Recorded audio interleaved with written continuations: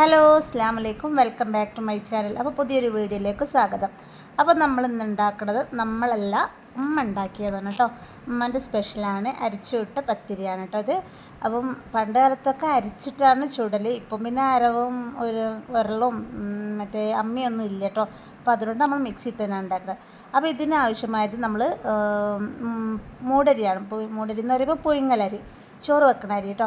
അപ്പോൾ അത് നമ്മൾ ഒരു 3 കപ്പ് എടുത്തിട്ടുണ്ട്. പിന്നെ അതിലേക്ക് ആവശ്യമായത് തേങ്ങയും ചെറിയ ഉള്ളിയും പെരിഞ്ചീരകമാണ് കേട്ടോ വേണ്ടത്. അപ്പോൾ എന്നിട്ട് അത് നമ്മൾ ഒരു 4-5 മണിക്കൂർ കുതിർത്ത് വെച്ചതിന് ശേഷം നമ്മളതൊക്കെ മിക്സിയിലിട്ട് അടിക്കുകയാണ് കേട്ടോ ചെയ്യുന്നത്.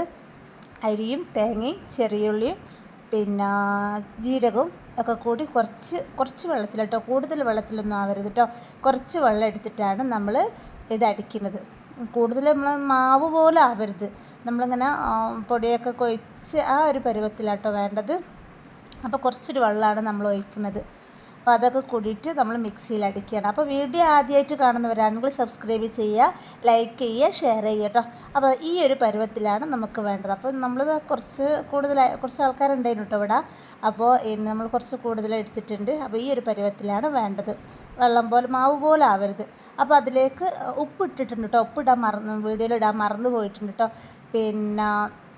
പിന്നെ അതിനേക്ക് ആവശ്യമായത് കരിഞ്ജീരകമാണ് കേട്ടോ, കുറച്ച് കരിഞ്ജീരകം. അപ്പോൾ ഒരു ഭംഗിക്കും പിന്നെ അതിനൊരു ഫ്ലേവറിനും വേണ്ടിയിട്ടാണ് കരിഞ്ജീരകം. അപ്പോൾ കരിഞ്ജീരകം ഇട്ടിട്ട് നല്ലപോലെ ഇതേപോലെ കുഴക്കുക കേട്ടോ. കുഴക്കുന്നത് ഇതിനെ പറ്റിയിട്ട് എനിക്ക് വലിയ ഐഡിയ ഇല്ല, അതുകൊണ്ടാണ് ഞാൻ ഉണ്ടാക്കാത്തത്. അപ്പോൾ അത് കുഴച്ചിട്ട് ചീനച്ചട്ടി വെച്ചിട്ട് അതിലേക്ക് സൺഫ്ലവർ ഓയിലാണ് നമ്മൾ എടുത്തിട്ടുള്ളത്.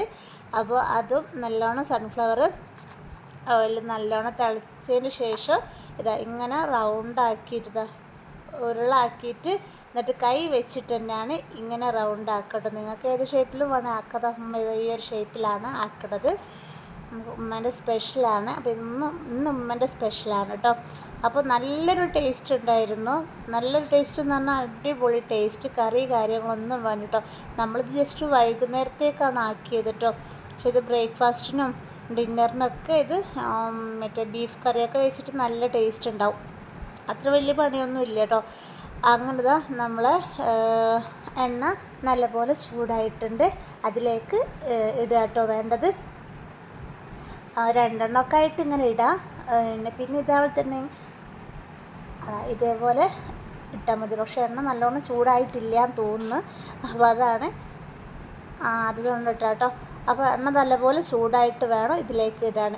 അപ്പോൾ അത് അമ്മ 2 എണ്ണമൊക്കെ ഇട്ടിട്ടുണ്ട്. അപ്പോൾ 2 എണ്ണം ഇട്ടത് നല്ലപോലെ ഇങ്ങനെ പൊള്ളുന്നുണ്ട് കണ്ടോ, അടിപൊളി പൊങ്ങുന്നുണ്ട്. നല്ലൊരു ടേസ്റ്റാണ്. അപ്പോൾ നിങ്ങളെ വീട്ടിലൊന്ന് പരീക്ഷിച്ച് നോക്കട്ടോ.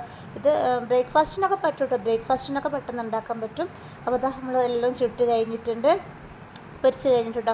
അപ്പോൾ ഇതേപോലെ ഉണ്ടാവും, നല്ലൊരു ടേസ്റ്റാണ് കേട്ടോ. അപ്പോൾ നിങ്ങൾ എന്തായാലും ഉണ്ടാക്കുക, എന്നിട്ട് കമൻറ്റിൽ അറിയിക്കുക കേട്ടോ. നിങ്ങളൊക്കെ ഉണ്ടാക്കിയിട്ടുണ്ടാവും. പണ്ടൊക്കെ ഇതൊക്കെ തന്നെ ആയിരുന്നു, ബ്രേക്ക്ഫാസ്റ്റിനും ഡിന്നറിനൊക്കെ ഇതൊക്കെ തന്നെ ആയിരുന്നു കേട്ടോ. ഇപ്പോൾ അതൊക്കെ മാറി, ഇപ്പോൾ എല്ലാവരും മറ്റേ പൊറോട്ട ആ ഒരു രീതിയിലേക്കൊക്കെ മാറിയിട്ടുണ്ട് കേട്ടോ. അപ്പോൾ നിങ്ങൾ എന്തായാലും ട്രൈ ചെയ്ത് നോക്കുക, കമൻറ്റിൽ അറിയിക്കുക. വീഡിയോ ആദ്യമായിട്ട് കാണുന്നവരാണെങ്കിൽ സബ്സ്ക്രൈബ് ചെയ്യുക, ലൈക്ക് ചെയ്യുക, ഷെയർ ചെയ്യുക കേട്ടോ. ഇൻഷാ അല്ലാഹ് അടുത്ത വീഡിയോ ആയിട്ട് വീണ്ടും കാണാം.